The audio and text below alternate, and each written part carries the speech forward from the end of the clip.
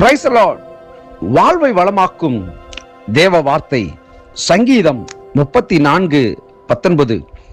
நீதிமானுக்கு வரும் துன்பங்கள் அநேகமாயிருக்கும், கர்த்தர் அவைகள் எல்லாவற்றிலும் நின்று அவனை விடுவிப்பார். ஆம் பிரியமானவர்களே, நம்முடைய தேவன் நம்மை விடுவிக்கிறவர். நம்முடைய வாழ்விலே ஏற்படுகிற துன்ப துயர சூழ்நிலைகளிலே தேவன் நம்மை விடுவிக்கிறவராய் இருக்கிறார். நீதிமானுக்கு வரும் துன்பங்கள் அநேகமாயிருக்குமாம்.